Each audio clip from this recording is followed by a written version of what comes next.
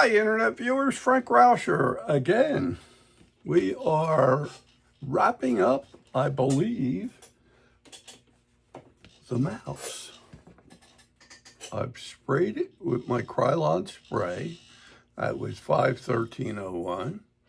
I don't know what you guys used, but there was, I gave you, I think, KT sealer and Deft, and you can even use what I always tell you not to use, and that's, I'm forgetting, gesso. I'll get it right. And you could use that. And the gesso would get your white, which is good too. Because we don't have a hell of a lot of detail and it's a smoothie, you could get away with that. So bear with me on that. When we get into detailed stuff, where we have a lot of feathering and stuff like that, and we've burned in all the veining and everything else, that's important. And if you use gesso, it could fill those voids that we created, and you'll lose some of it. Some of you is like that, so I'm not going to say no. You could water down gesso, and depending on how you play it, you can use it. So I'm just going to show you my way of doing it though, okay? So I had smoothed all this out, sanded it and everything else, okay, before I sprayed it. Got all the dust out, and then I sprayed it with the Krylon spray, and I used the 51301. I still have stuff like that. I don't have it available to you guys because it's hard. You can't, I can't get a canned air spray in the mail. They just won't ship it. So you're going to have to buy it locally from somebody or go to a hardware store and get the Deft or whatever, just so you can get it at any art shop, you know, and stuff like that. And I would say just pop in there and get that if that's what you want, okay? But I'm still going to go through my process. Now, I'm going to paint this white, and you'll see this on the first go around. And I'm going to dry it a couple times, but I want to get it white. And then we'll start putting color on it. So if you'll bear with me, I'm going to show you how I go about doing it. We'll put a coat on, I'll dry it. Of course, I'm holding the tail. I'll have to do the tail separate, reverse it and paint the tail, dry that. And then we'll do this about 2 times. So bear with me, but we're going to wrap this up today. So hope you guys enjoyed doing this. It's a fun project. We're making the smoothie, which is one where hopefully it'll look exactly like this guy right here, okay? And I'm going to also not go into details here, but for those who want to get a little more realistic, and this is like overkill in a way, but that's up to you. I went in and I burned all this, okay? Then after I burned it, I use, I use the titanium white as the undercoat, okay? I always do that. But then, and then I came in and I put a wash of burnt umber on this. And then in the ears and the nose and so on is going to be exactly what we do on this guy, the smoothie, okay? So for those who want to do this one, that is what I used. I used the burnt umber as the color. Other than that, it's fairly simple, okay? So let me proceed on. I'll move the camera down. You can follow me, and we'll see if we can't wrap this baby up. So hope you enjoyed this one. If you did, I would ask you if you could give me a thumbs up on this video, and if you could subscribe to my channel, I'd appreciate that as well. I do have a catalog that has products that I handle. And if anybody needs anything, including maybe a kit to try wanting to do one of these, I have them available. In my catalog, I list a whole slew of kits. And some of the kits are from previous videos that I had done with lessons. So you can get one of those, or you can go out on your own. I got birds, animals galore on listed in there. And if you don't see it in there, ask me for it, because I don't have everything in my catalog that I'd like to have in there. I do have some things. If I don't have it, I will put you on to where you can get it, okay? So I'll try to help you out in that respect too. My email address to get my catalog is Rauscher, Rauscher, Frank, Frank, 7 @gmail.com.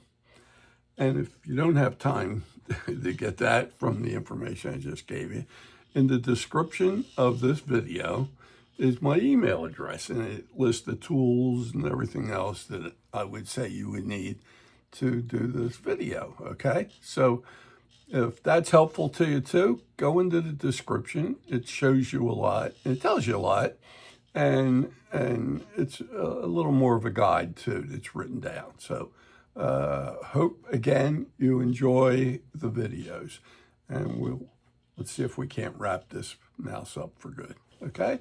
Bear with me, and we'll be right back.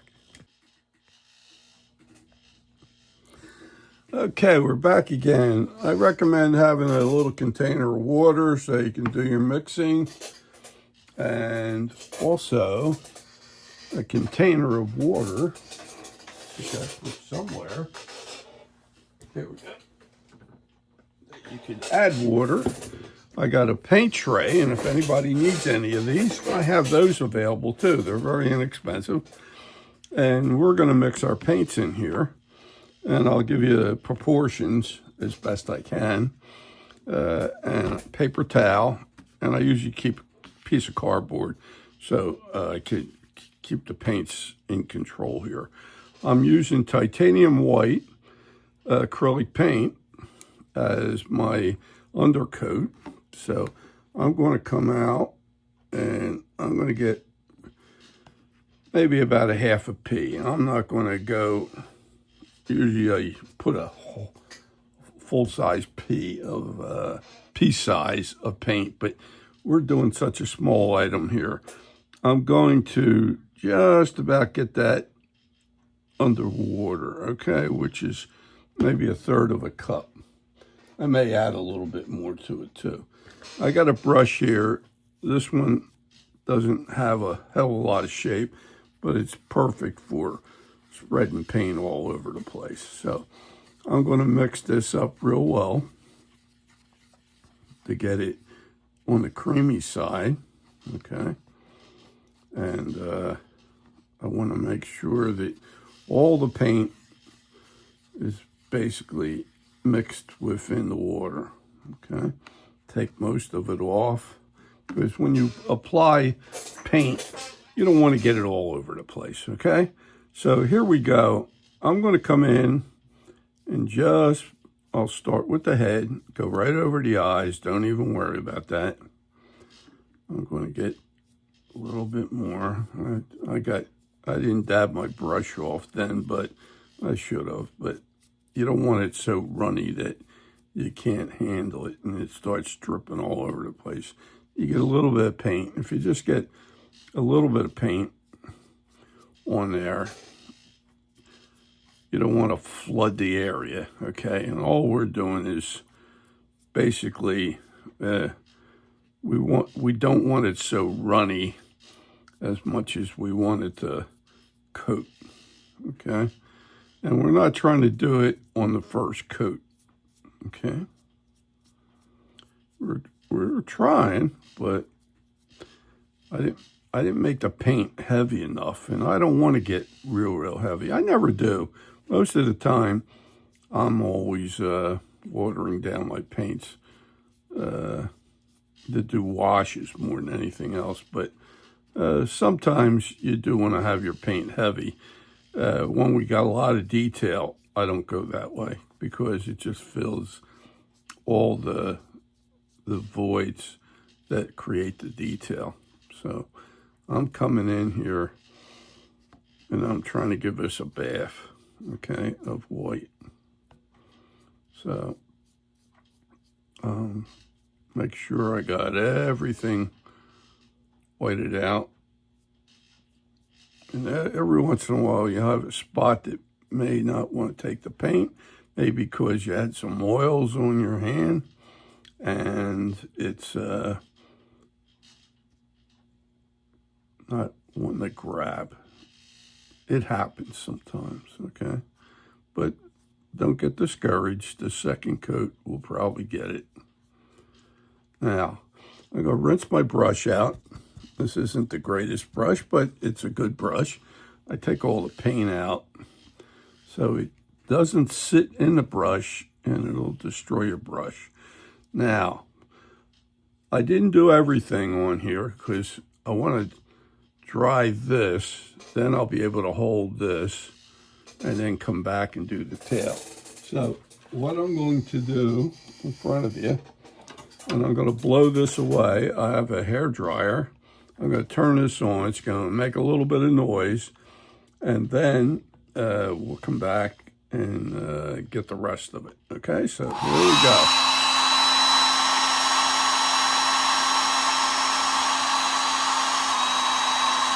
So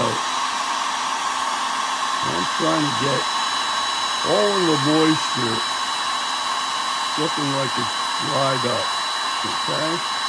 And if you had it too runny, you start blowing the paint around on here rather than drying it, you know. And I could see that a little bit. I'm going to shut this off for a minute. Here's exactly what I was talking about. If you don't, you see this white here? I could see this. It was like puddled up. Now you got to smooth it out so that you have a nice smooth surface and it's not building up, okay? So, and notice I don't aim the air down on the brush or on the paint. I blow it up away from it. Now I'm doing it in front of you, but I would normally just move away from my paint table here and do the drawing, but I want you to see it. So as you do this, it got like a milky white, and things are starting to dry out. I could see some spots that are still looking a little wet, so I'll do this for about a minute so that I can handle the upper part without getting my hands on it, because your hands have moisture on it, and if we were really concerned, like when finishing birds, when we're really trying to get the detail out of it, you could take paint off. It will come off from your hand if you have some moisture in your hand. So this looks like we're right about there right now. So I'm going to shut this off. Now, most of the paint, as you could see, is gone. So I'm going to put this down. I'm going to do it again. I could have put more, but I don't want to do it this way. I put about the same amount as I had before.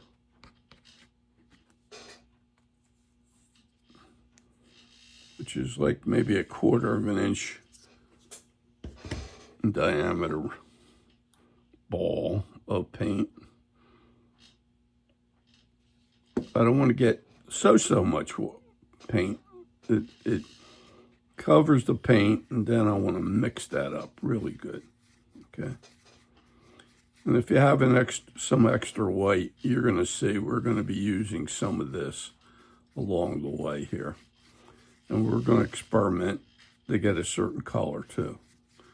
But I want to, this is probably a little thicker than what we had before. Not that by design, it just came that way, and that's fine. Now I take the excess off, And I got my brush here. Now, what I'm going to do is the leftover tail. So I'm going to come in. You can see, it seems like it wants to coat really fast. I'll pick up a little more paint and get the tail done. And I'll come up a little higher. One thing you tend to do sometimes is do finger painting. And what I mean by that is get your item and it's not dry, so you end up getting a lot of paint on your hand. So I'm going to now go back and do the tail. I'm going to dry the tail out. And I will do that. Really try to get this real nice and dry. Notice I try to smooth it out as best I can. I don't want any clumps on there of paint. If it's not creamy and going on nice and even, then I would add a little bit more water, okay, because you didn't mix it well, okay. Now, if you look at this, the tail looks a lot whiter than the rest of it because I probably have more water in the paint up in here. But that's fine because probably the next go around when we go to paint all this now, again, you don't have such a buildup, okay? Now, for those who want to go at it real quick, you can use less water and more paint, but this is the way I operate, okay? I do it in stages. That's me. Now, I can hold this and everything's pretty dry. Now I'm going to come back and do exactly what I did before, but you could tell this is a heavier consistency. Now, I could have started with this, but then I want to make sure I spread all of this out. Okay? I got to make sure, in a sense, if I wanted to use the expression, sort of rake it out so that there's no one area that has a buildup of paint. As I used to say to my students, you don't want the paint to porch. When we put washes on, especially on that one I did where I burned it, you don't want the paint heavy. You want it, the undercoat's fine, but even when you're burning, you don't want to, you want to keep the burn. The burn is part of the texture and stuff like that. So having a watered down area of, watered down paint, I should say, is definitely what you want because it's transparent and it lets the burn show through. And in this case here, because of smoothies, we're doing a smooth carving here and not a detailed one with wood burning.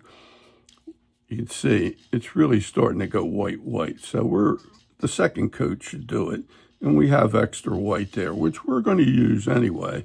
So I just want to show you. Now, I'm only doing a partial tail again. Now, I'll rinse out the brush this time to get all the paint out again. Clean my brush off, if you notice. If it had a point before, I try to roll it by twisting it and getting into a point. This is an older brush, and it just doesn't have a point anymore. Now, I'm going to now dry this whole thing. And then I'll have to go back and do the tail one more time. Now, I don't want any clumps on here at all. And if I see it, like I see one area, I'm going to stop. I'll pick up a little paint, and I'm just going to spread it out, okay? I don't want anything gathering like a droplet or something like that. Now, if you didn't sand this well, and I got a feeling I may have a spot or two. Here's what I mean by finger painting.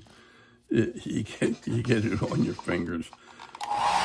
If you did not sand this well, I'm going to show you probably a spot I have on this mouse that didn't get sanded as well as I would like to. You can go back and re-sand this again and do it, but I'm just going to continue on. But I want to show you the errors of my ways so that you don't do this, okay?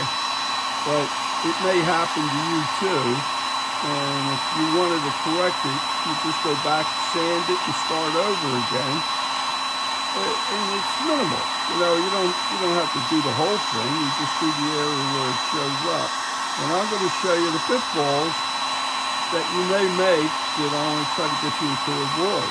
So if you'll bear with me here shortly, we almost have the second coat done on this undercoat, okay? So I could touch that now, and I'm not getting any paint on my hands. Now I'm going to go back, and I'm going to do the tail. And I'm coming up right up into here. Okay. Get all this. Then I'll do the tail itself. And I don't want any clumps of paint on here. You want it a smooth finish. No clumps at all. Okay, that looks like we got that. I'll come up the back here just a little bit more. I'll rinse my brush out.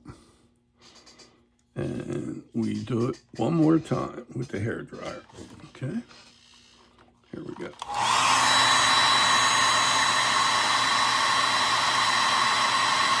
But, yeah, I see a spot or two that I missed. And I'm going to try to show you. There's a couple ways of handling it, and I'll show you that too. I'll do a repair, just to keep everything going here, and hopefully it'll repair itself. Can't always say that happens, but we're going to give it a shot. Okay. Now, if I see a clump of paint in there, I'm going to get my brush that's wet, and I see I had a buildup of paint right in there. So I break that with this damp brush and spread that around. I don't know what happened there. A clump got out, so I'll just keep drying that.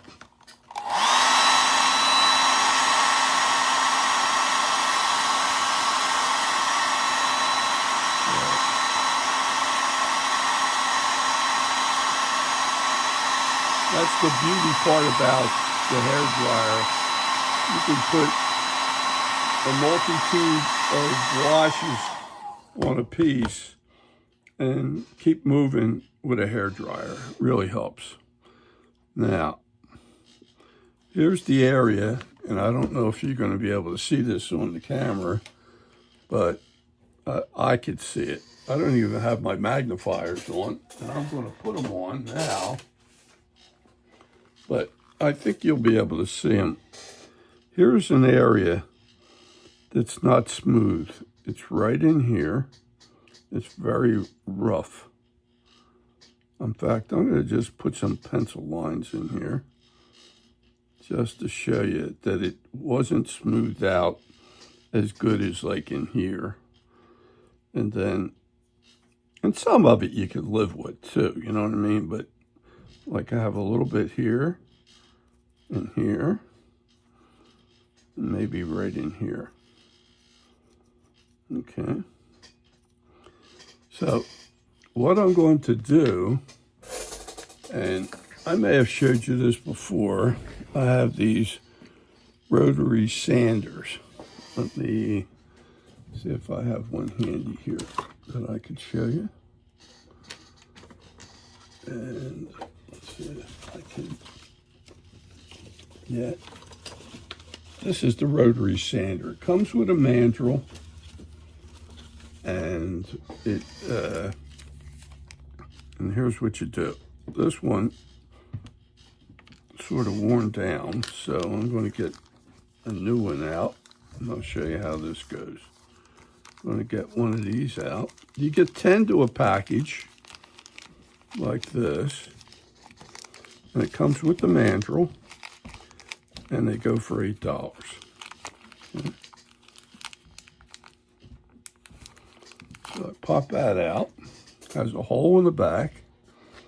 You get your mandrel up front. Screw that right in, like so. Doesn't have to go all the way. Now, the biggest thing you got to remember about these sanders, this is any sander, when you're running it, you want to run it at half speed. So I'm going to come in, I'll get my sander in there. I'm going to go to my controls on this. This does 45,000 RPMs. I have it now at half speed, so this is doing around 20. So I'm going to come in here now and be real careful not to hit the eye. I'm going to sand that out real lightly. And I don't want to touch the glass. Okay, so I'm trying to get any rough spots that didn't get out with the sander before. And these are ideal. Okay, for what we're trying to achieve here. You can get into real tight areas. I have them as bullet-shaped ones, and I have ones that are longer that get into tight areas and do bigger things. Okay, so okay, I think I got most of the rough spots. This is, I'm using a light touch so it doesn't affect the eye and it doesn't reshape things. It just smooths things out. So let's see if we achieve that.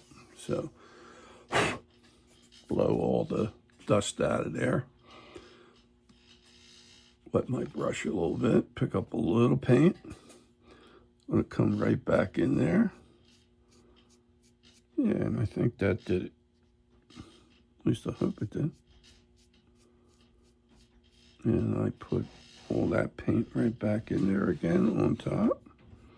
Make sure I smooth it out and don't leave clumps. Okay. I think that was the only area I missed.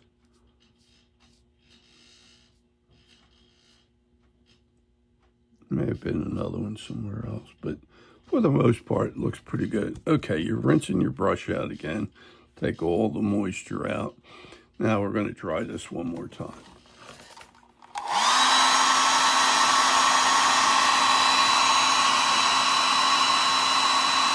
So, if you see it, you can do a little fix-up. Now, if you don't have the rotary tools, you can do it hand sanding. But the rotary tool really makes it easy. And it comes with 10 pieces, and it'll last you a while. And you don't want to run it fast, because it'll blow it apart. Okay, they're not made to run more than about 20,000 RPM. And the machine, most of them are designed, at least mine is, for 45,000. So you want to minimize that speed. Okay. So I'm happy with the tail. The tail's got enough color. And I think we're pretty dry in there. Yeah, it's got most of it. It's still not perfect, but it's not bad. It really isn't that bad. Now, I'm getting an X-Acto knife, but you can use any knife. I'm going to come in, and I want to come in over the eye. And I don't want to pull the putty out, but I'm scraping the glass. And if you do it nice and careful, you're not going to scratch the glass. You want to expose the eye as best you can, right on up to the putty that we put in there. And the eye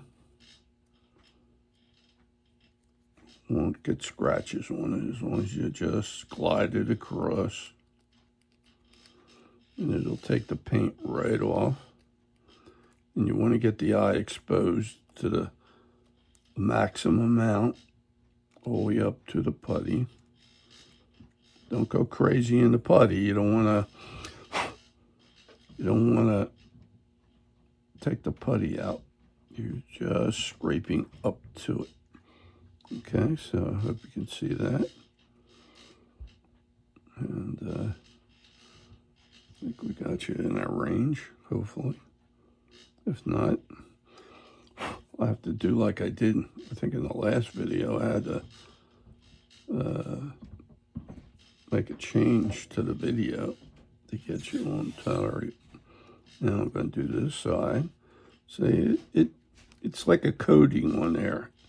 And if you do it real nice and just glide the point over the eye, it will just come right off. Okay. So, and you don't want to dig in. This is just, you're just using a gentle touch and you're exposing the eye. Okay.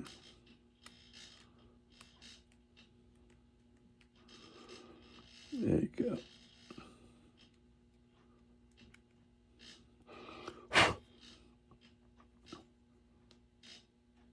Now, almost have that out. Like I said, I'm not trying to take any of the putty out. I'm just going up to where I could get maximum exposure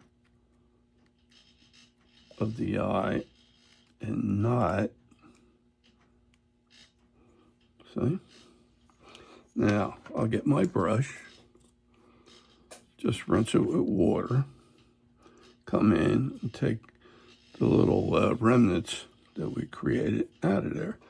Okay, now your eyes are exposed. Now we can really start painting, okay?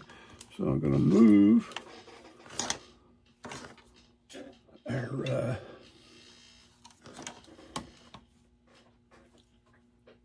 dryer out of the way. I'm gonna turn this around. Now, what I'm going to get is, I'm going to get ivory black. I think most blacks will work this way, but I'm just going to get a hint of black in here, just a little bit, okay? And if I need more, I'll come back. And I have white, and we're going to do a little mixing now. So I'm going to go with a brush that's got a point to it, if I can. I can find something that's decent here. Oh, this ain't too bad. This just looks good. I'll get this one. Now, I'm going to put just a little bit of water in here. I'm going to keep that more the paint than anything else. I'm going to get that mixed up real good. Okay. I'm going to get that over here. Take all the... Hi, Internet viewers. Frank Rauscher again.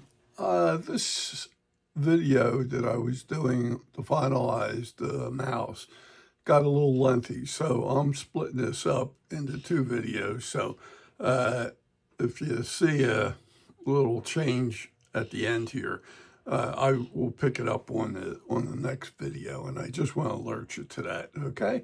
So And if you need anything, definitely contact me through my email address, and I can send you out a catalog if you're interested in the mouse or any other of the products that I handle. You can get in my catalog, and I do have kits associated with most of the videos that I produced.